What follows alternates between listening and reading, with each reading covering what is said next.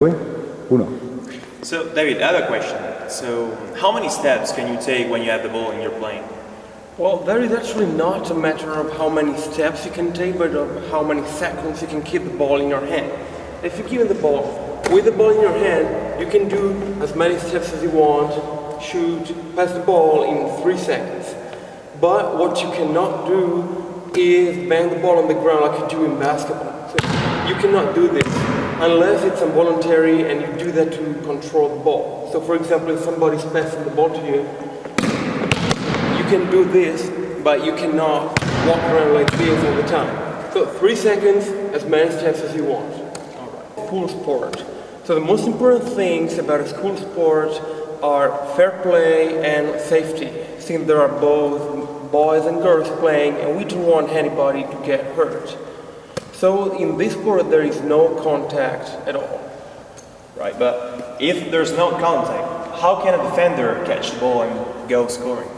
Well, the only way you have to defend is a man-to-man defense where you can catch the ball while it is in the air going from one of your opponents to the other one. So there is no contact, the only way you can get the ball is catch it. Now let's have a demonstration. So for example, my teacher and Alberto are offensive players and I'm going to be the defender. So if I defend a zone, so I'm like here, and they pass the ball, there is no way I'm going to get the ball. While if I defend the man, and I'm about 1 meter away from him, and they pass the ball, I'll catch the ball before it gets to my opponent, and so I will not commit a foul, and I will catch the ball for my team. That's how to defend. There is no contact, no zone defense, man-to-man defense, and you intercept the ball while in the air. And that's why, for example, I cannot take the ball while you have the ball in your hands. If you got the ball in your hands and your opponent tries to steal from you, that would be a foul. But there is no contact at all. You had to catch the ball while flying. So you told me that we have to play the man-to-man defense, right? And how can the goalkeeper play defense in this way? Well, the goalkeeper is one player like all the other players. The only advantage that the goalkeeper has is that he can hit the ball with his feet as well. So for example, I have to defend my goal moving both my arms and legs. I can hit the ball with my feet, with my legs, and with my hands as well. Okay, so this was not very fine because I was supposed to catch the ball and not just throw the ball away. And what I cannot do is that I can defend but with no contact or no dangerous behavior. So if they're passing the ball and I go like this with my fist, that would be dangerous if I hit it. So this is a foul. I cannot do this. In the same way, if I go like this with my knees or with my feet outside, it would be dangerous for other players to be hit, because that is not allowed. If there is no contact, I cannot do anything that would be dangerous for the opponent. The goalkeeper cannot always hit the ball with his feet. So, for example, you can hit the ball with your feet only if somebody's shooting and you are trying to intercept the ball, but you cannot do that if two offensive players are, for example, passing the ball and you cannot run towards the ball and kick it. And that would be very dangerous for the other player. So that would be a foul for the goalkeeper. Like this.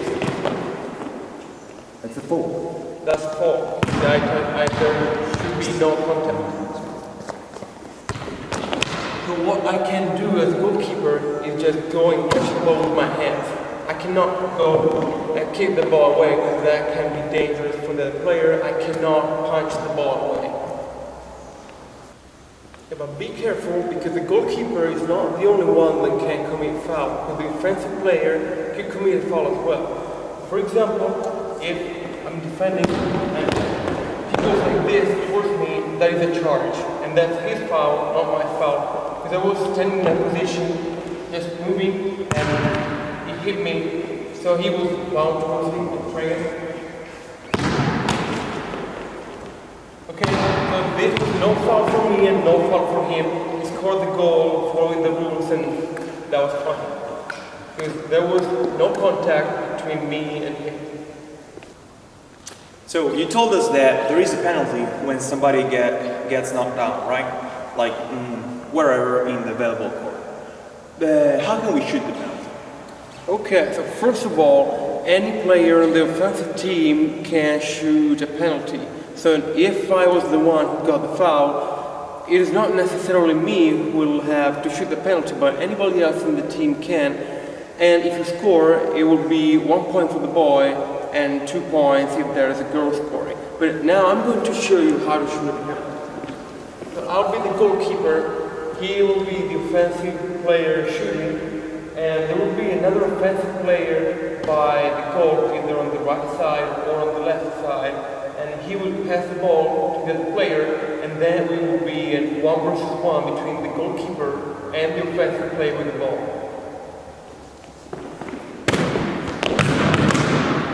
Okay, so that was how to shoot a penalty. And what other cases?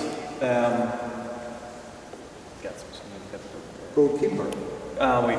So like in what other cases there must be a penalty? Okay, Besides so the aside from a harsh foul, there can be a penalty if the defender hits the offensive player like from the back when an offensive player is shooting and the defender hits the arm. So if you do this is a penalty, or if I'm shooting with my head, of course. And again, when the offensive player hits the ball with the head, between that moment and like from that moment on, the goalkeeper is the only person who can touch the ball. So let's make an example. I'm the goalkeeper again, and our teacher will be the defender, and Alberto will be the offensive player. So if he goes and tries to score, but our teacher, he was like a goalkeeper, so even though I was a goalkeeper, he did my job. So that is a penalty. The defender cannot try to intercept the ball when the offensive player is shooting, and that is a penalty. But if the defender is staying still, so he's not trying to catch the ball, that is fine, that will not be a penalty. Now we're going to shoot. So I'm still the goalkeeper, and Alberto is the defender. So if he stands still, that was fine. And in this case, if he's standing still, he can be touched by the ball when the offensive player is shooting, and that will not be a penalty. But he has to be far from goal, about at least 1 meter away from the goal, so the defender cannot stay here or here, but he has to be at least like 1 meter away from the goal, and that is fine. The game will start again from the goalkeeper, whether you get scored or whether you just catch the ball. But let's talk about how we can change players during the game. So if I'm the goalkeeper and I get the ball, I can pass it to one of my teammates, high five, and just change with the other goalkeeper who will be standing on the bottom line. It is the other way around. It is different if I have to change with other teammates which are not goalkeepers. That will be on the 3 meters line of the volleyball court. And that's how to do it. If my teammate will step into the game before I'm out of the field, and that will be an advantage for my offensive team, that is a foul. So if my team is attacking and he will step in the court before I'm even out of it, and he will rush forward and score a goal, for example, that is a foul. That is not allowed. Another thing, the goalkeeper will have to wear a different shirt from the other players in order to make it easier for the referee to identify him. So speaking about the changes, how many changes can you do in a match? Well, there are 2 halves of 10 minutes each, and playing man-to-man defense, that is going to be very hard. So So you can change as many times as you want with whoever you want except for the goalkeeper. The goalkeeper can just switch with the other goalkeeper on the bottom line, while the other players can change as many times as they want, unless there still has to be 2 girls at any time and never more than 5 players. Except for that, you can change as many times as you want. And moreover, there is 1 timeout for each half of the game, and that will be a 30 seconds timeout. Since the game is very fast and tiring, Exactly. right? Because I mean, it's very tiring to defend man-to-man for like 10 minutes. Sure it is.